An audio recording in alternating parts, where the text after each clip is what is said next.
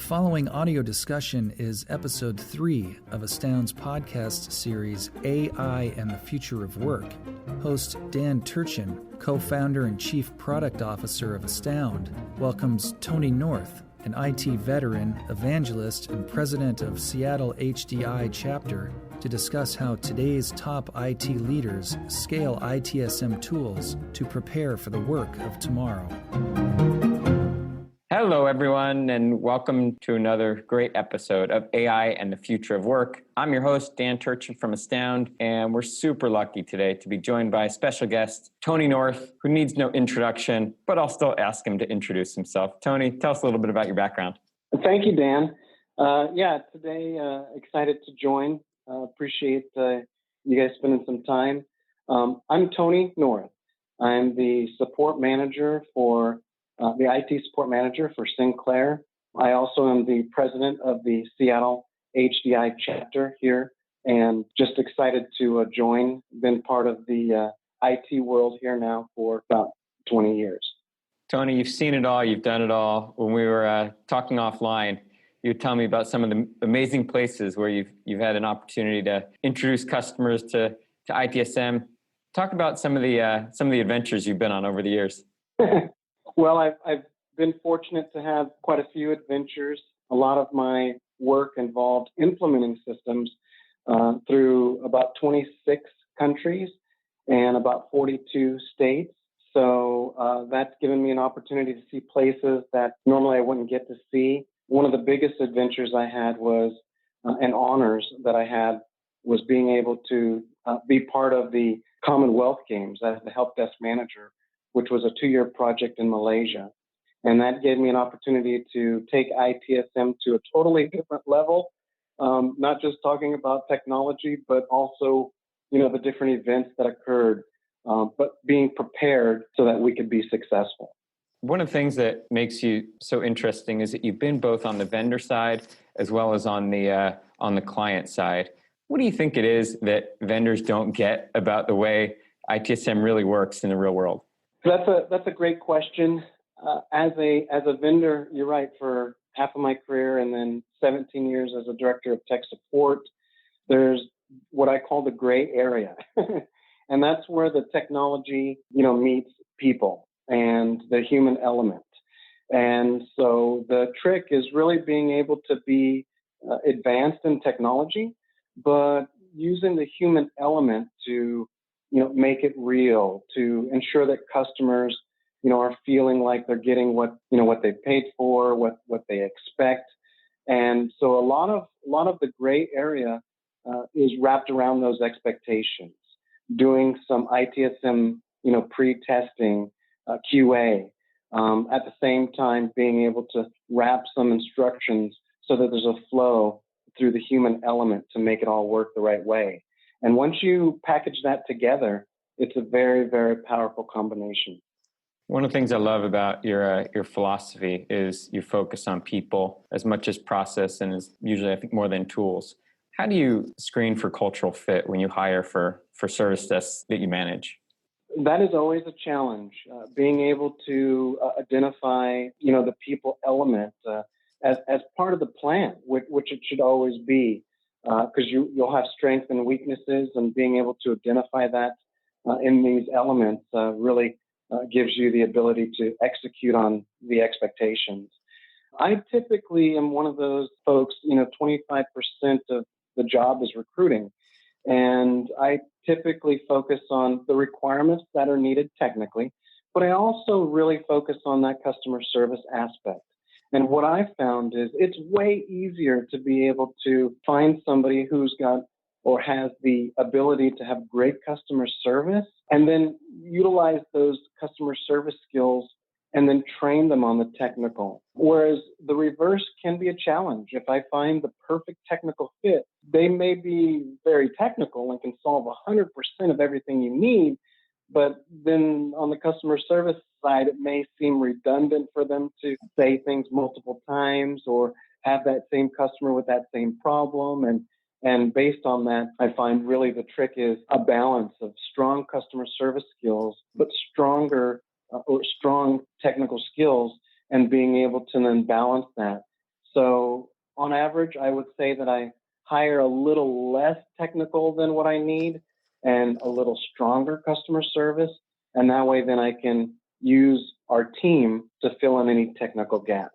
I think most employees don't appreciate how hard of a job it is to be on the service desk. Super high turnover. It's really a thankless job. What are some of the things that you do to keep your best agents engaged and make work fun? That is a challenge because I do find that, people do want to do the right thing. They want to work hard, but, we tend to be in a corner or in a basement as a group. And so it's hard to really what I call get visibility upstairs so that the company can view us in a different light. And the way that we address that is by involving ourselves in the organization, working as a partner with other teams like, QA or development if you're developing code, or, if it's customer service and HR is involved in HR. And by building partnerships, we tend to try to find what is it that those other teams need? Well, we know we need them. We're going to need to ask them, hey, please fix this bug or please solve this issue. And then we're going to report that back to the customer and set expectations. But what can we do better that can actually help other teams? And that's what we look for. So if we take the example of development, for instance, what can we do for them? Well, we can provide them information that customers would like to share with them, but they don't have a voice directly to development.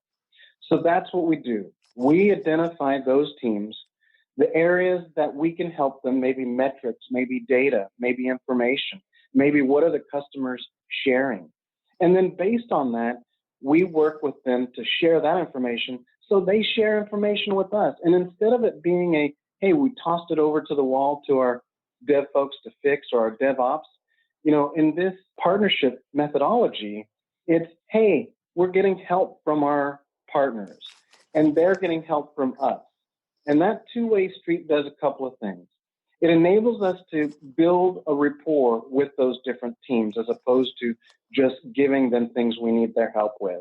And then secondly, it elevates our level in the whole organization because those different teams, we all kind of report up to the same element eventually. They're able to share in management how support is not just taking customer calls, but providing valuable information to things like product management, whereas, they'd have to call these customers directly. And that elevates the team as a whole, being able to still be the technical ones to communicate with customers, but also being recognized in the organization for helping other teams elevates our stature in the organization, gives us and our team the ability to have growth paths. And ultimately, by doing this, we've seen other teams actually want to come join our team, which is pretty strange, as I'm sure you know, Dan, having other teams like sales and development say, hey, we want to go to support, but that's just because they see the teamwork that we provide and our ability to help the whole organization.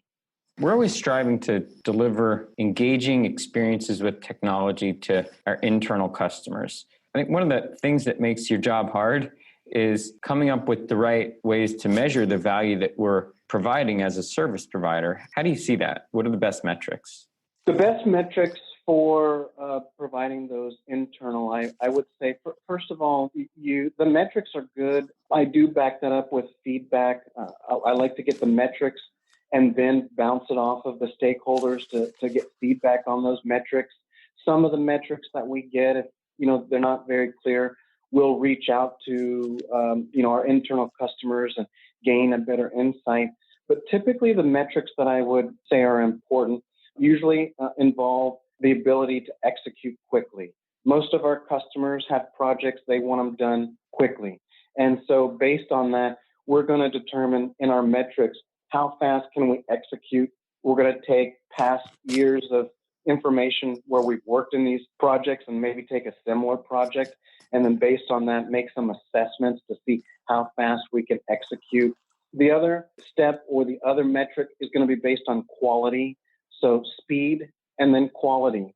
And, it's really good to have the speed, but if if you have reopened tickets, for instance, then there's an issue about the quality. So we're going to work on understanding what those requirements are and ensuring that we know what makes this activity of good quality. And then we will share that information as well.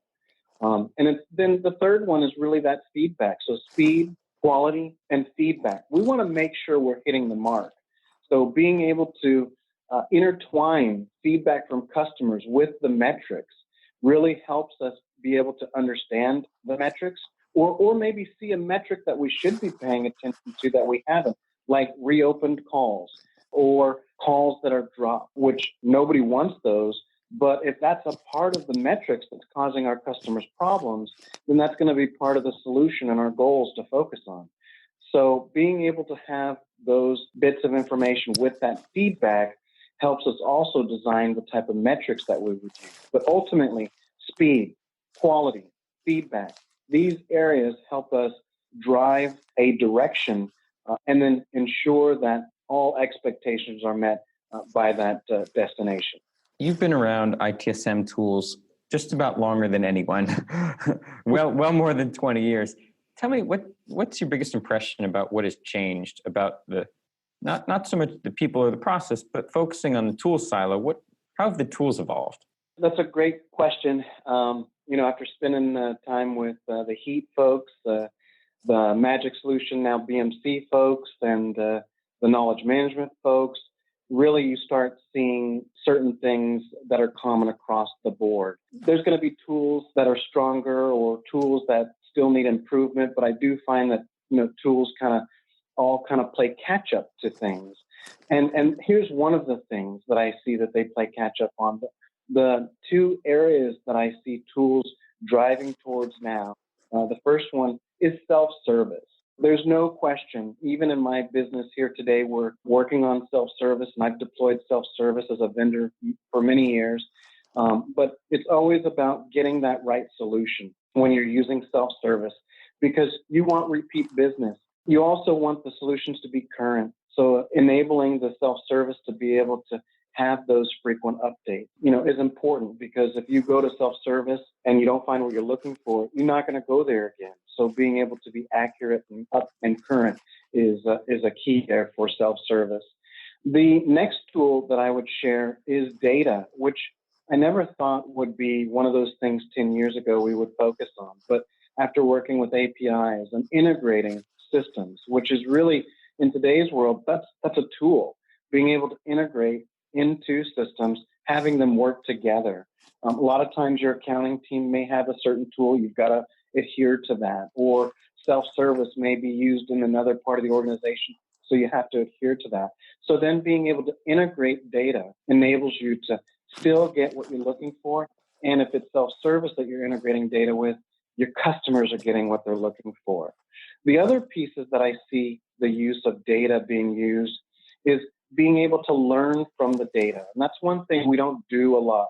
We do talk about crystal reports and reporting and Tableau and those type of tools that can help us analyze data, but really taking that data to the next step, understanding why that data is there. For instance, if we just talk about one data set like the resolution code, why did we choose that resolution code? Or in that description, why did the customer ask these questions? And then really being able to analyze it and say, oh, well, if the customer is asking these questions, then as a support team, maybe we should be considering wrapping answers around those questions or putting an FAQ together, specific to what the customers, are seeing from us.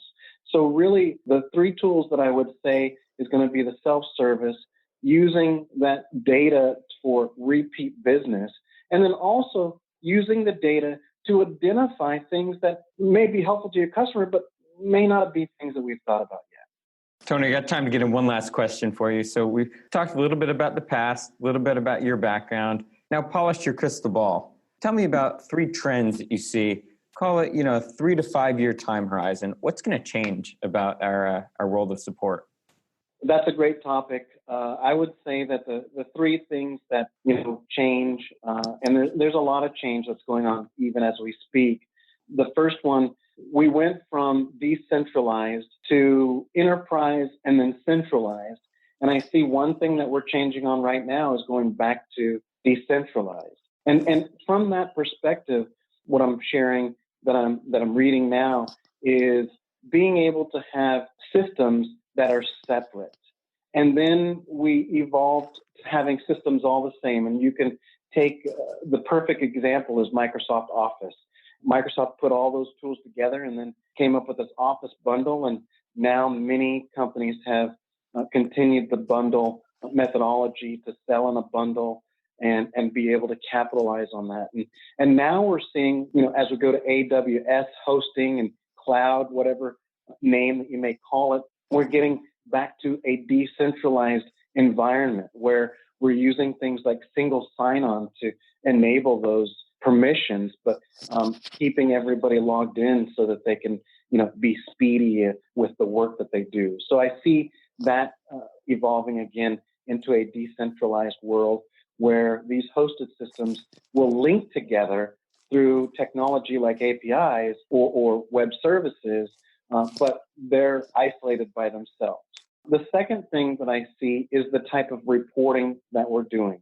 This is one of those areas where reporting in the past has been something where we would generate a report for our internal or external customer.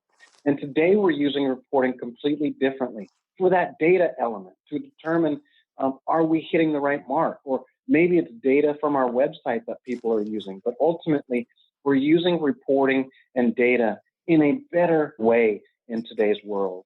And then the last thing, which is one of the topics I'll be sharing here over the next few months as well, is robots. I hate to say it, but as we all evolve, the Ford manufacturing line had to evolve into a manufacturing process.